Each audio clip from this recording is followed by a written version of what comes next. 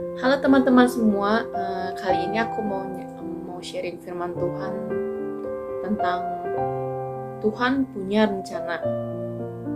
Ya kedengarannya judul yang diambil tuh kayak umum gitu ya, cuman berdasarkan pengalaman aku ini ya, Tuhan benar-benar punya rencana indah. Jadi sebelum masuk ke sharing firman Tuhan, ada satu video yang mau aku tunjukin ke kalian.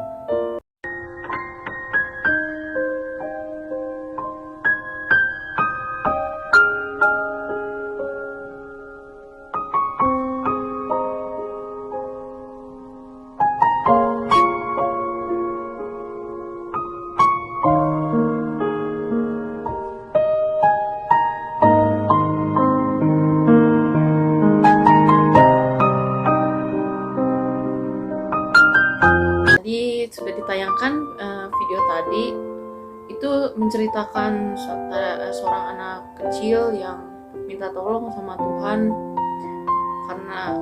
karena di bagian tebing sebelah ini dia kan mau nyebrang. Nah, di bagian tebing sebelah ini tuh mau retak gitu. Jadi dia minta tolong ke Tuhan buat nyelamatin dia supaya nggak jatuh ke jurang. Kata Tuhan suruh lompat, cuman anak ini ragu, namun Tuhan tetap meyakinkan dia untuk melompat. Nah, saat situasinya makin memburuk, batunya retak, dia langsung ikut perintah Tuhan buat lompat. Di bawah si awan-awan itu, kayak ketutupan awan tuh ada sebuah pijakan. Ternyata apa yang bisa aku dapat dari video itu, bahwa rencana Tuhan itu benar-benar ada dan nyata gitu. Kalian gak perlu ragu buat percaya sama Tuhan. Aku mau sharing tentang pengalaman aku. Ini murni kejadiannya, nggak ngarang-ngarang.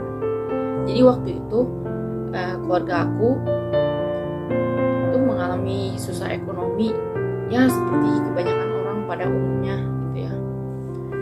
Cuman dulu tuh aku waktu SD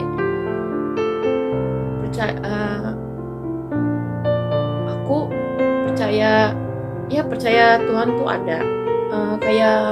Masih main-main gitulah waktu SD, pergi ke gereja karena cuma disuruh atau rutinitas doang, nggak ada niatan rindu gitu buat ketemu sama Tuhan.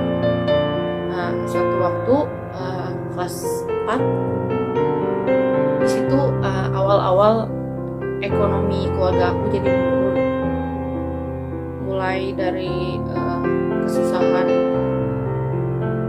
makan, sampai harus jual TV, jual AC yang udah dibeli, terus mau pindah rumah juga cari tanah yang murah gitu. Terus lama-kelamaan tabungan papa menipis sampai bener-bener stuck, nggak punya banyak uang.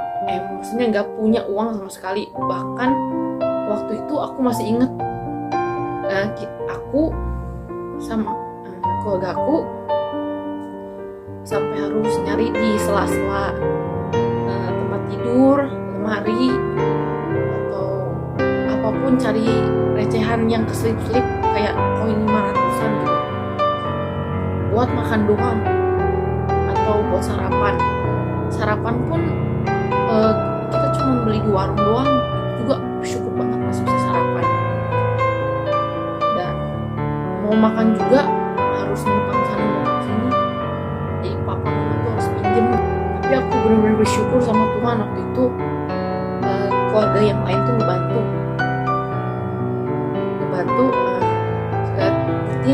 rutin tiap hari kasih makanan gitu, walaupun terkadang bekas dari, maksudnya sisa makanan ataupun beli gitu. Tapi aku benar bersyukur keluarga aku masih bisa bertahan waktu itu. Ini tuh make orang-orang sekitar buat bantu aku dan keluarga aku. Karena Tuhan tuh ngasih berkat ke keluarga aku gitu. Waktu SMP dipotong juga uang sekolahnya. Itu bener-bener aku bersyukur banget gitu. Jadi keluarga aku nggak perlu bayar uang sekolah gitu. Nah, waktu kelas 8 itu mulai ekonomi keluarga aku bertahap membaik gitu. Dari mulai papa bisa beli kipas, itu juga dibeliin sama teman papa aku, bisa makan tiap hari. Terus pekerjaan papa juga mulai membaik, itu utang-utang bisa dibayar. Aku bersyukur gitu. Hingga saat ini Tuhan, Engkau mempertahankan keluarga ini Tuhan. Keluargaku masih sehat, ekonomi masih berjalan lancar Tuhan. Berkat-Mu juga melimpah Tuhan. Engkau mengizinkan aku untuk bisa sekolah, untuk bisa belajar, punya HP, punya laptop. Gak nyangka gitu ya, sampai sekarang aku pikir itu ya, keluarga aku gak bakal bertahan karena ekonominya makin surut. Tapi Tuhan punya rencana lain gitu ya dalam hidup aku. Semenjak kejadian itu, aku benar-benar bersyukur banget sama Tuhan gitu ya. Aku jadi rajin baca Alkitab, dan sampai aku punya niatan gitu, punya kerinduan buat terus ketemu sama Tuhan. Dan aku percaya sampai sekarang juga setiap ujian yang datang gitu ya ke keluarga aku atau ke aku atau orang-orang sekitar aku juga, aku percaya pasti ada makna di balik itu. Rencana Tuhan itu terbukti ada di dalam Alkitab. Aku mau mengutip beberapa ayat yang membuktikan bahwa Tuhan itu punya rancangan indah kepada setiap kita, dan terutama bagi orang yang percaya kepadanya. Dari Yeremia 29 ayat 11. Sebab aku ini mengetahui rancangan-rancangan apa yang ada padaku mengenai kamu. Demikianlah firman Tuhan, yaitu rancangan damai sejahtera dan bukan rancangan kecelakaan, untuk memberikan kepadamu hari depan yang penuh harapan. Nah, dari ayat yang ini buktikan bahwa Tuhan gak pernah ngasih rancangan yang buruk. Kalau rancangan yang buruk itu datang, itu akibat dosa kita. Tuhan hanya memberikan rancangan damai sejahtera, dan kamu tertekan karena pengen belajar gitu, pengen lulus SBMPTN supaya bisa masuk ke perguruan tinggi negeri kan. Nanti Tuhan pasti kasih yang terbaik buat kita gitu. Kutipan ayat lagi, percayalah kepada Tuhan dengan segenap hatimu dan janganlah bersandar kepada pengertianmu sendiri. Akuilah Dia dalam segala hal, maka Ia akan meluruskan jalanmu. Itu, jangan bersandar kepada pengertianmu sendiri. Jadi itu aku favoritnya PTN ini gitu. Cuman kita nggak lulus di sini karena Tuhan maunya kita ke PTN ini gitu. Pasti Tuhan punya rencana yang indah di balik itu.